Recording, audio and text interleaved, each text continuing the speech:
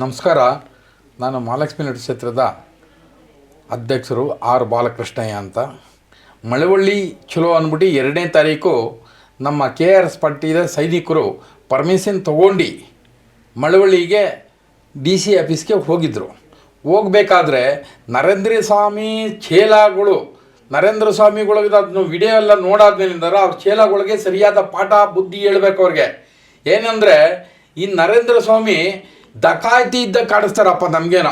ಅವ್ರನ್ನ ಶಾಸಕರು ಅಂತ ಹೇಳೋಕ್ಕೆ ಒಂದೊಂದು ಸರಿ ನಾಚಿಕೆ ಆಗ್ತದೆ. ಅವ್ರ ಕಾರ್ಯಕರ್ತರು ಮಾಡಿರೋಂಥ ಕೆಲಸನ ನೋಡಿ ಅವ್ರನ್ನ ಕರೆದು ಇವತ್ತವರೆಗೂ ಒಂದು ಸ್ಟೇಟ್ಮೆಂಟ್ ಕೊಟ್ಟಿಲ್ಲ.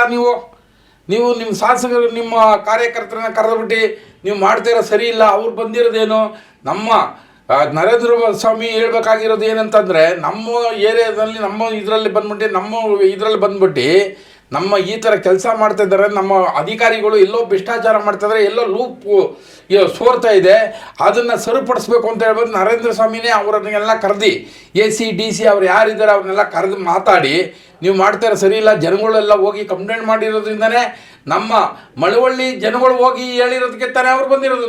ನಾವು ಬಂದ್ಬಿಟ್ಟು ಏನೋ ಅವ್ರ ಆಸ್ತಿ ಕೇಳಿದ್ವಾ, ಇಲ್ಲ ಮಳವಳ್ಳಿ ಶಾಸಕರ ಆಸ್ತಿ ಏನಾರು ಕೇಳಿದ್ವಾ? ಮಳವಳ್ಳಿ ಅಲ್ಲಿ ಕೂಗಾಡ್ತಿದ್ರಲ್ಲ ಯಾರೋ ಒಬ್ಬ ಮೀಸೆ ಬಿಟ್ಕೊಂಡು ಅವಳು ಪಂಚೆ ಬಿಟ್ಕೊಂಡು ನಮ್ಮ ಅಧ್ಯಕ್ಷರು ಕಾಲರೆಲ್ಲ ಇಟ್ಕೊಂಡು ಹೇಳಿತಲ್ಲ, ನಾಚಿಕೆ ಆಗಲ್ವಾ? ಅವ್ರಿಗೆ ಹೇಳೋಕ್ಕಾಗಲ್ವಾ? ನಿಮ್ಗೆ ಒಬ್ಬರು ಶಾಸಕರಾಗಿ ನೋಡ್ಕೊಂಡು ನಾಳೆ ನಿಮ್ಮ ಶಾಸಕರಿಗೆ ಯಾರಾದರೂ ಕಾಲರ್ ಇಟ್ಕೊಂಡು ಹೇಳಿದ್ರು ಸುಮ್ಮನೆ ಇರ್ತೀರೇನ್ರಿ ನೀವು? ಶಾಸಕರಾದವರು ನಿಮ್ಮ ಫೋಟೋ ಇಟ್ಕೊಂಡು ಏನಂತ ಕೇಳಿದ್ರು, ನಿಮ್ಮ ಫೋಟೋ ನೀವೇ ಹಾಕ್ಕೊಂಡು ಫೋನ್ಗಳಲ್ಲೆಲ್ಲ ಹಾಕ್ಕೊಂಡು ಪ್ರಚಾರ ಮಾಡ್ತೀರಾ. ನಾವು ಹಿಡ್ಕೊಂಡ್ಬಂದ್ರೆ ನಿಮ್ಗೆ ತಾನೇ ಪ್ರಚಾರ ಸಿಗೋದು. ನಾವೇನು ನಿಮ್ಮ ವಿರೋಧನ ಹೇಳಿದ್ದೋ? ಏನಲ್ಲಿ ಲೂಪ್ ಎಲ್ಲಿ ನಡೀತಿದೆ, ಎಲ್ಲ ದೌರ್ಜನ್ಯ ನಡೀತಿದೆ ಅದನ್ನು ನೋಡ್ಬಿಟ್ಟು ಖಂಡಿಸ್ತಾ ಇದ್ದೋ. ಅದು ಮಾಡ್ತಾ ಇರೋದು ಸರಿನಾ ಅಂತ ನಂದು ಇದು ಮಾಡ್ತಾ ಇದ್ದಾರಲ್ಲ. ನಾಳೆ ನೀವೇ AC-ನ DC-ನ ಯಾರು ಸಂಬಂಧಪಟ್ಟ ಇಲಾಖೆಯಲ್ಲಿ ಇದ್ದಿದ್ದಾರೆ ಅವ್ರನ್ನೆಲ್ಲ ಕರೆದ್ಬಿಟ್ಟು ಮಾತಾಡಬೇಕಾಗಿತ್ತು. ಅದು ಬಿಟ್ಬಿಟ್ಟು ನಿಮ್ಮ ಚೇಲಾಗಳನ್ನ ಬಿಟ್ಬಿಟ್ಟು ಗಲಾಟೆ ಮಾಡ್ಸೋಕ್ಕೆ ಅಲ್ಲಿ ಯಾರು AC-ನ DC-ನ ಯಾರಿದ್ದಾರೆ ಅವ್ರು ಗೇಟ್ ಬಂದ್ ಮಾಡ್ತಾರೆ. ಏನು ನಿಮ್ಮ ಆಸ್ತಿಗೆ ಬಂದಿದ್ದೀವಿ ನಾವು? 1000 ಜನಗಳ ಆಸ್ತಿಯಲ್ಲಿ ತಾನೇ ಕೇಳ್ತಿದ್ದಿದ್ದು. ಅದನ್ನು ಕೇಳ್ತಾ ಇದ್ದಿದ್ದೆ ದೊಡ್ಡ ತಪ್ಪು ಅಂದರೆ ನೀವು ಮಾಡಿದ್ದೆಲ್ಲ ನೋಡ್ಕೊಂಡು ಸುಮ್ಮನೆ ಕೂತ್ಕೋಬೇಕಾ? ಹೇಳಿ, ನಿಮ್ಮ ಮನೆಗಳಲ್ಲಿ ನಿಮ್ಮ ಗಂಡ ಹೆಂಡತಿ ಮಕ್ಕಳು ಯಾರಾದರೂ ಅಕ್ಕ ತಂಗಿದಿರೆಲ್ಲ ನೋಡ್ತಿದ್ರೆ ನಿಮ್ಗೆ ಒಂಥರ ನಾಚಿಕೆ ಆಗಲ್ವಾ?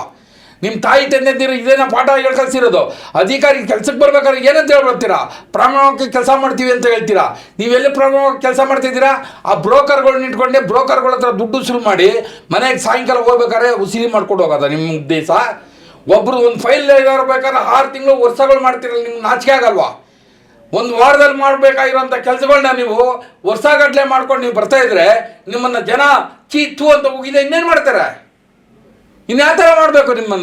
ನಿಮ್ಮನ್ನು ಬಂದು ಏನೋ ಪ್ರಶ್ನೆ ಮಾಡೋಕ್ಕೆ ಬಂದರೆ ಪೊಲೀಸ್ ಸ್ಟೇಷನ್ ಕಂಪ್ಲೇಂಟ್ ಕೊಟ್ಬಿಟ್ಟು ಕೇಸ್ ಹಾಕಿಸ್ತೀರ ನಮ್ಮ ಸೈನಿಕರ ಮೇಲೆ. ನಿಮ್ಗೆ ನಾಚಿಕೆ ಆಗಲ್ಲ?